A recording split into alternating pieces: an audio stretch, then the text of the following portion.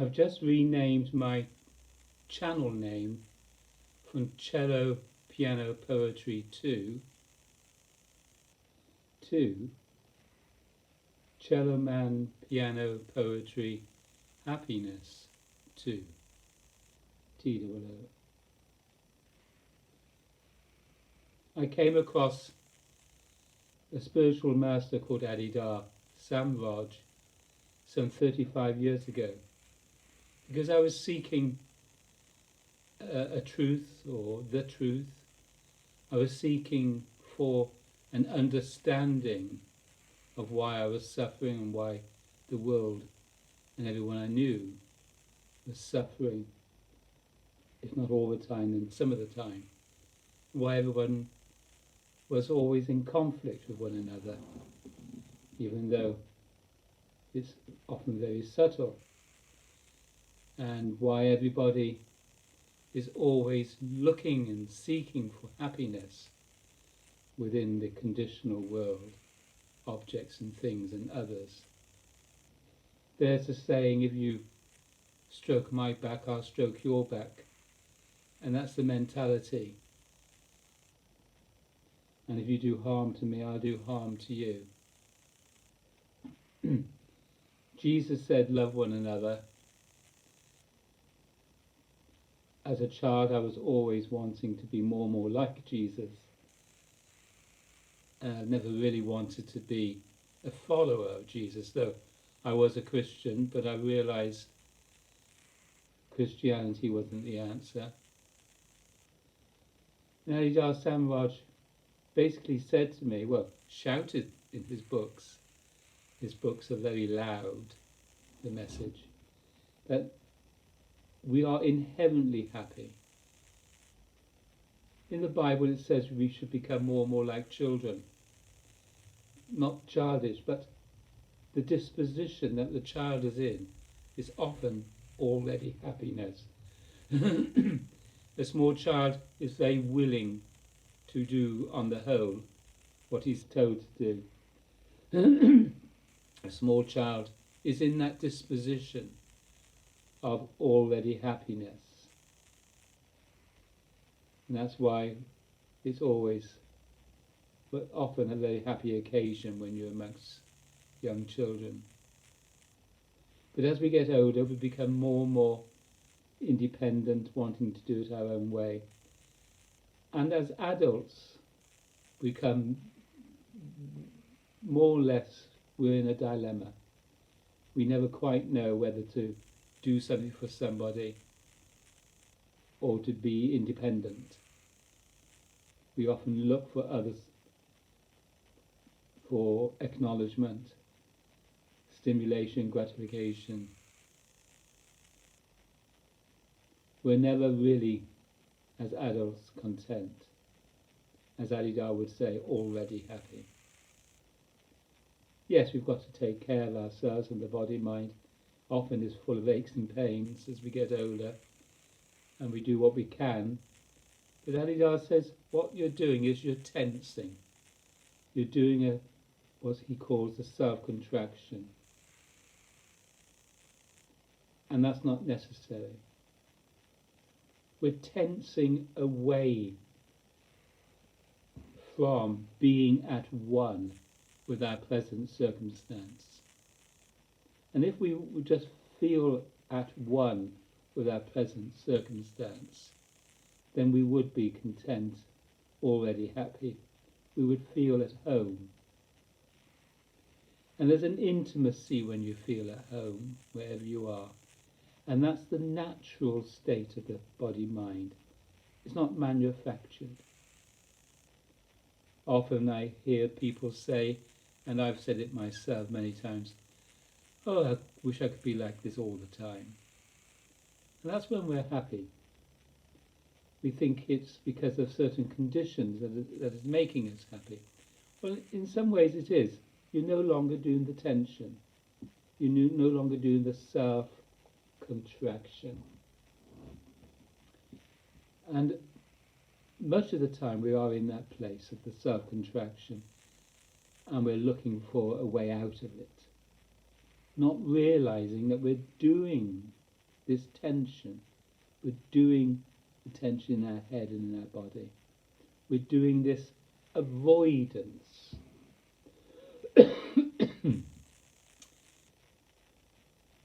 If you're up on a hill, maybe, in the country,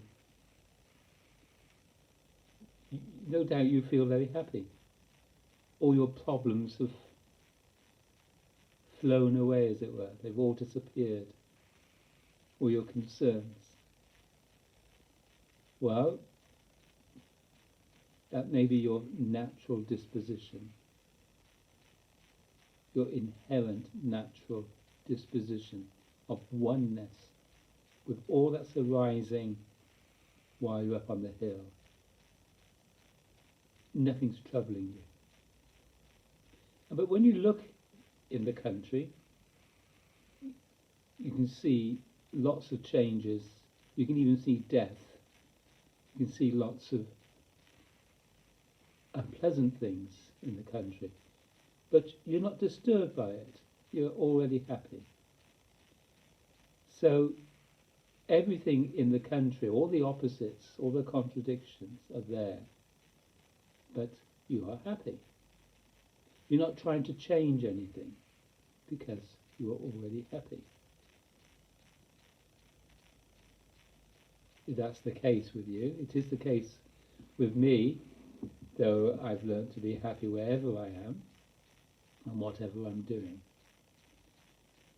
Because I've learnt not to add the self-contraction to the arising conditions, to whatever is occurring right now. I'm not tensing away from whatever's arising right now. Adidar calls it avoidance of relationship. See, everyone is looking to be in a relationship, in a happy relationship. Everyone's trying to perfect their relationships, not just with others, but with things and objects. But when you are already happy, you are already in relationship. I'm already in relationship with the pen. There's no separation. I'm not doing this in my head and in my body. There's already a oneness with the objects. I'm already in relationship with this picture. I'm at one with this. And that oneness feeling is not manufactured. I didn't manufacture this oneness. If you like, it gracefully happens. When you're up on the hill, enjoying the countryside, gracefully you're not thinking about all your problems and concerns. And if you are, then you're not at one with your surroundings.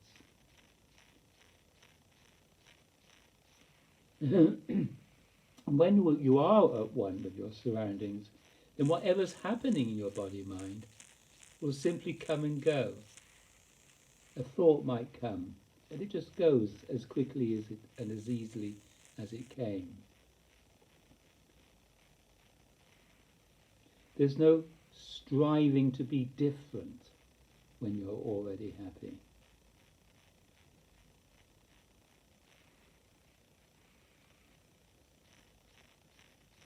And then you'll find, if you are living like an open hand, not a clenched fist, as an open hand, you are no longer seeking to be made happy. And you are happy to embrace more and more of conditional life. There's less and less tension between you and it, whatever that is. You become more and more at home under many, many different circumstances.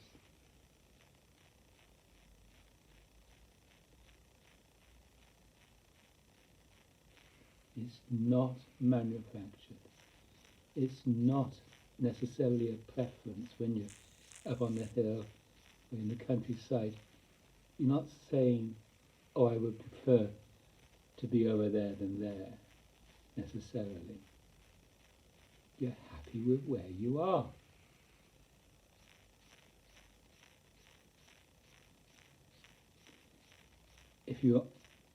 If a dog comes into the house, a nice, well-trained dog, no doubt you're apt to stroke it.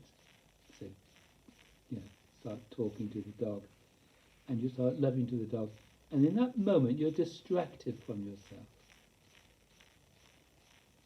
A little child comes in the room and offers you a sweet, maybe, or you offer the child a sweet. It's a happy occasion. Again, you're distracted from yourself. Someone you love comes into the room or phones you up. Again, a distraction.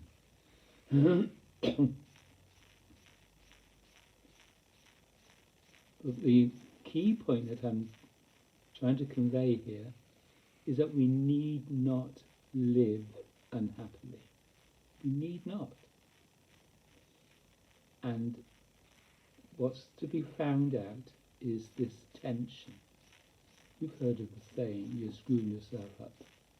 But that's exactly it, not necessarily screwing yourself up so much so that you're unable to function, you become dysfunctional. But you're realizing that you are adding tension. You're not at one with the circumstances of life. And going back to my teacher, Adidar Samraj, he says basically, just as Jesus said, you've got to fall in love with the God-man, with the spiritual master. It's like falling in love with the sun rather than the clouds. As long as we keep honing in to the clouds, our concerns and problems, we forget the sun. Whether it's night or day, whether it's cloudy or not, the sun is always there. So he says you've got to find the sun in your life and stay with the sun. Let the sun distract you. And often the sun is beyond, behind the clouds. We say, oh, the sun's out today, because the sun is more visible. It's shining. We can see it shining, because there aren't so many clouds. It's easy to say, but it's a practice. You see, we've been doing this tensing, this self-contraction, for years and years and years. It's become a muscular habit. You don't need to do it anymore. Now look, if I pinch my skin here, the skin goes, well, there's a bit of tension there, quite a bit of tension, and it's painful. And the colour of the skin changes. But we know, and you know as well as I do, that if I stop pinching myself, all that disappears. And that's exactly what happens. If you stop pinching ourselves, unhappiness disappears. If we stop pinching ourselves, the identification to pain disappears. Because we know there's a discomfort there, but it's not troubling us.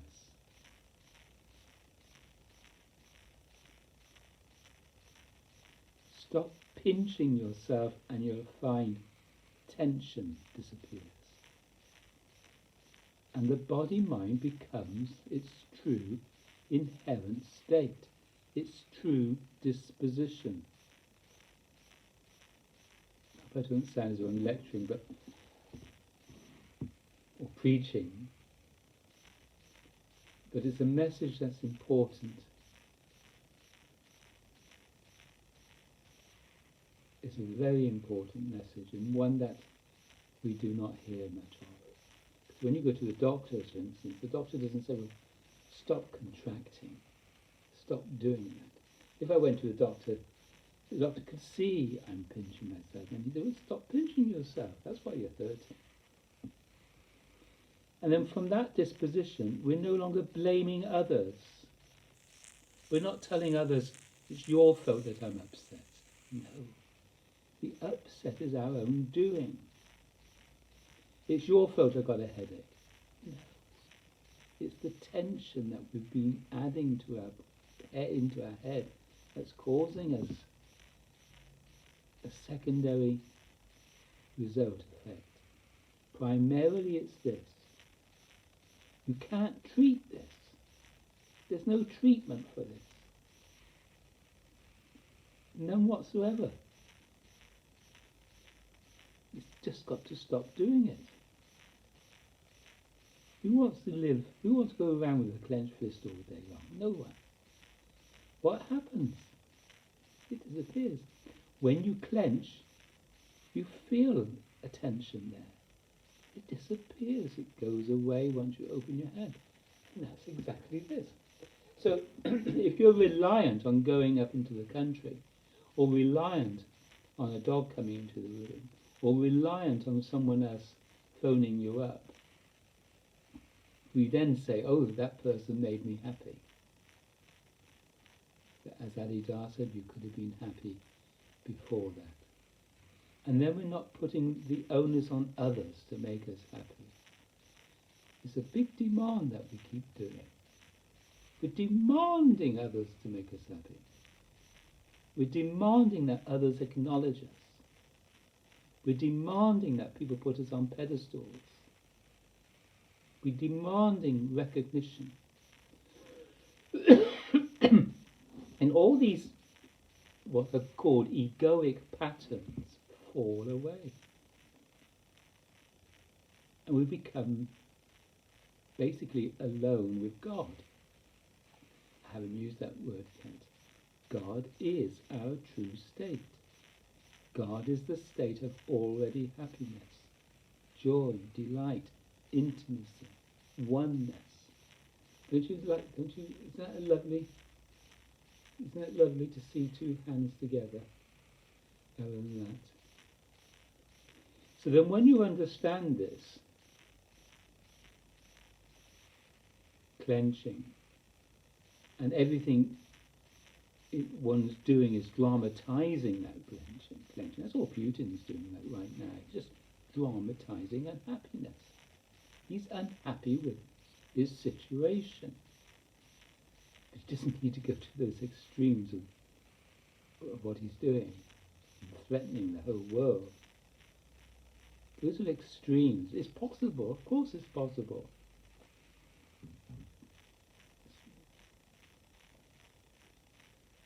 But in our own little microcosm of existence, we can change our circumstances for the better. We can live in harmony with one another only if we come from this disposition. And the more you live as this in this disposition, the simpler your life becomes. Less complicated. No complication, in fact. Because you have realized that this, your present situation, your present circumstance, is it. This is your home. Open the door, go out. That's your home. You're not fighting anymore. You're not at war with the so-called other. Because when you're at one, there's no you and me. When you're at one, there's no me and it. When you're at one, there's only relationship. There's only love.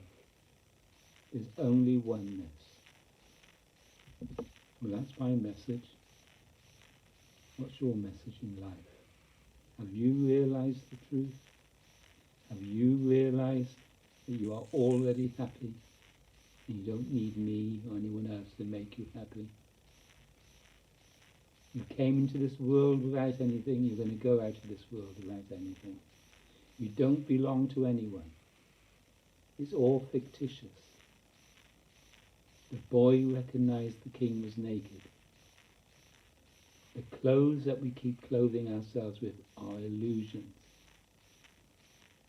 I am not what you think I am. You are not what I think you are. I know what you are, and I know what I am. And that's a disposition of real happiness and joy.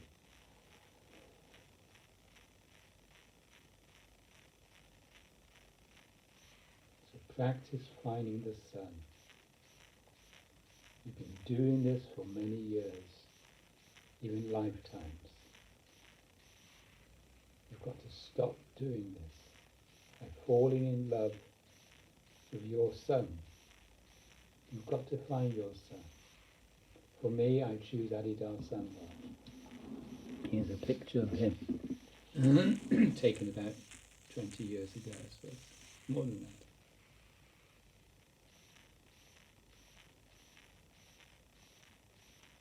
Doesn't matter what our attire is. Doesn't matter what your conditions are. Doesn't matter what your bank balance is. Doesn't matter. Doesn't matter at all to this disposition. Like an open cup. Doesn't matter what the cup doesn't mind what goes inside that cup. It could be nutritious or it could be poison. It doesn't matter. God, that disposition is here, there, and everywhere. So find that place. The sun could be, the actual sun could be your object, or the agent. Adidar likes to call it an agent. Jesus was an agent to God. If you're a Christian, then fall in love with Jesus. Do everything in love with him. Everything. Don't do anything for your clenched fist self. Your egoic nonsense. It's just nonsense. Everyone's dramatizing nonsense, you know. Everyone. Everyone's dramatizing unlove. Everyone's dramatizing unhappiness. When you're happy, there's no drama.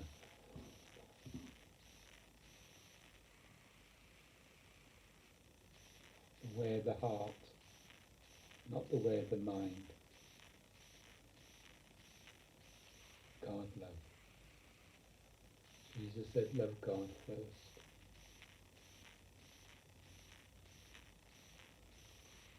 I have nowhere to go. I own nothing. I own no one. I belong to no one.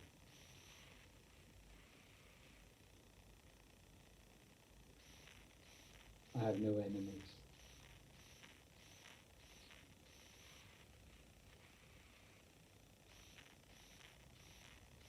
A cup, an empty cup is everyone's friend.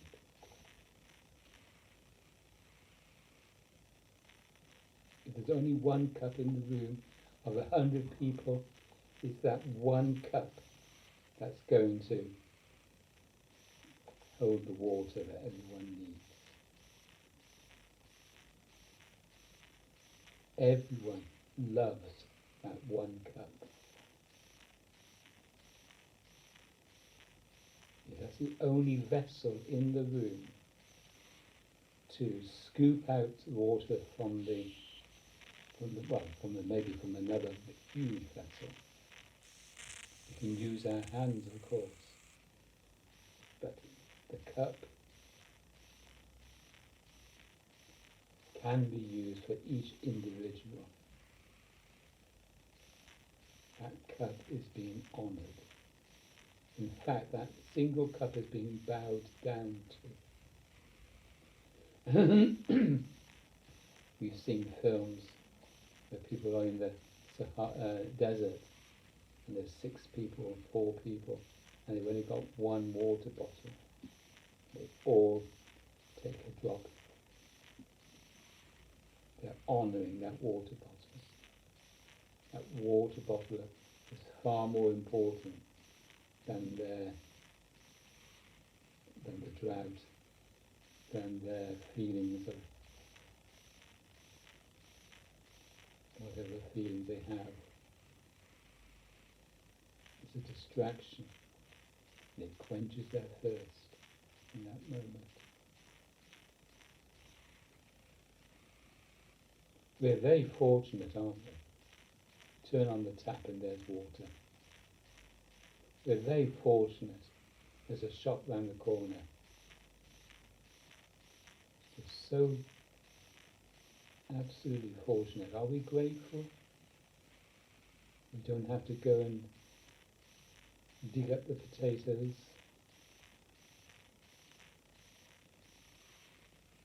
etc. We certainly have nothing to complain about. Even with this forecast of a bleak winter, it's going to interfere with our luxuries. If it's cold, you don't have to put the fire on. But what you don't have to do is add the self-contraction to the circumstance. Putting the fire on because you're cold is also part of the drama. Look at your drama. See it for what it is. And it's horrible. To live like an open hand is bliss, is joy, is intimacy, is delight. And from that disposition, all the fruits of the Spirit are seen. You're more generous, patient, caring, giving, tolerant, cooperative, just like the open cup, the empty cup.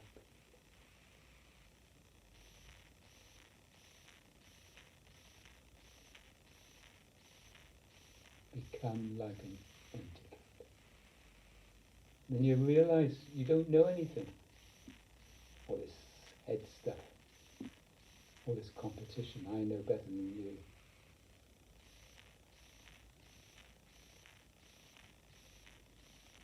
Stop adding tension to the circumstances of life by finding the Son, finding the God disposition.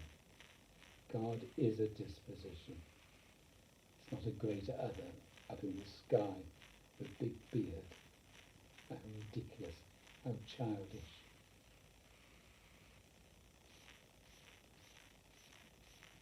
And fear falls away. Anxiety falls away. You see, this is at the root of anxiety. This is at the root of fear. This is at the root of feeling discomfort, in the root of doubt, the root of boredom even. Everyone is doing boredom. Boredom isn't a natural state of the body. Anxiety isn't a natural state of the body.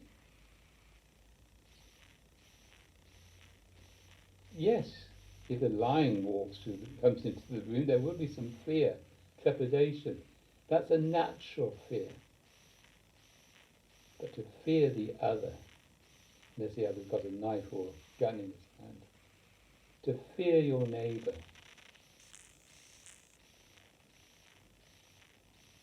everyone's dramatising because of fear.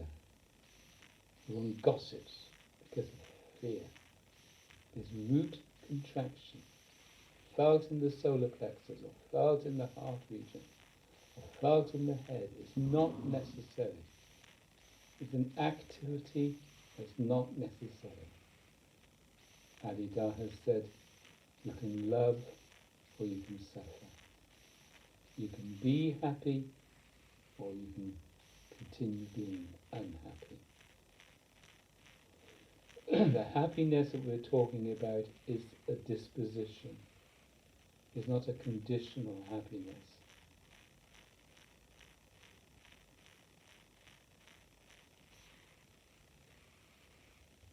So I'll do more and more of these little talks for the benefit of mankind, benefit of my friends and neighbours.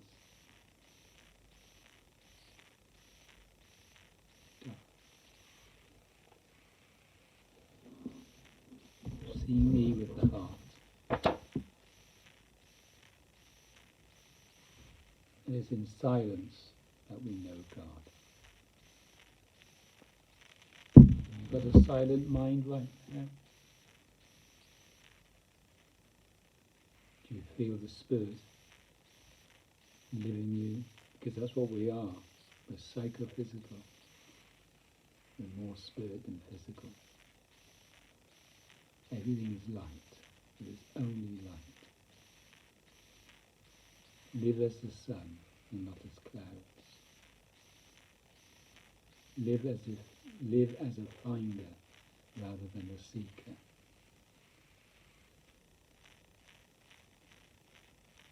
Live your birthright, and your birthright is to live in this disposition of already happiness. Thank you for listening. If you'd like to know more and like to understand more of how to live an enlightened life, then do make contact. I'm your friend.